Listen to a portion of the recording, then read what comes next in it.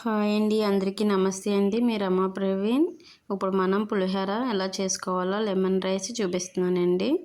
నేను చేసే పద్ధతిలోని ముందుగా నేను రైస్లోని కొంచెం పసుపు వేసుకొని ఒక గ్లాస్లోని రైస్ని పెట్టుకున్నానండి. నేను లెమన్స్ కట్ చేసి పెట్టుకున్నాను.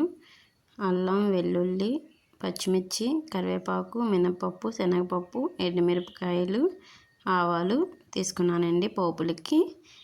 ఇప్పుడు వీటన్నిటిని నేను పెనం పెట్టుకున్నాను. స్టవ్ మీద పెనం పెట్టుకొని ఇప్పుడు ఆయిల్ వేసుకున్నానండి. ఆయిల్ వేసుకొని ఈ పోపులన్నీ వేసుకొని స్లో మీడియంలో పెట్టుకొని బాగా ఫ్రై చేసుకోవాలండి.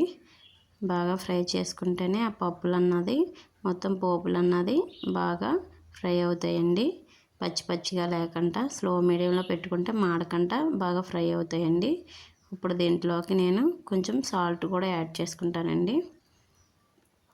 సాల్ట్ యాడ్ చేసుకొని కలుపుకొని పెట్టుకోవడం వల్ల మనకి అక్కడక్కడ సాల్ట్ తగలకుండా బాగుంటుందండి. అందుకే నేను సాల్ట్ ముందుగానే ఇందులో యాడ్ చేసుకుంటున్నానండి. రైస్లో కలుపుకుంటా పోపులో కలుపుకుంటాను. ఇప్పుడు రైస్ అంతా నేను ఆల్రెడీ రైస్ని ఉడికించి పక్కన పెట్టుకున్నాను కాబట్టి ఇప్పుడు ఈ పోపు అంతా బాగా ఫ్రై అయిన తర్వాత లెమన్ కూడా శుభ్రంగా నేను పిండుకొని ఒక గిన్నెలోకి తీసుకున్నానండి. పిక్కలన్నీ తీసేసి ఇప్పుడు వడకట్టి ఇప్పుడు దీంట్లోకి లెమన్ అంతా యాడ్ చేసుకుంటున్నాను. యాడ్ చేసుకొని రైస్లోకి ఈ పోపుని కూడా అదిగో చూడండి ఎంత బాగా ఫ్రై అయ్యిందో. ఈ పోపుని కూడా అందులో వేసుకొని యాడ్ చేసుకొని శుభ్రంగా కలుపుకుంటున్నానండి.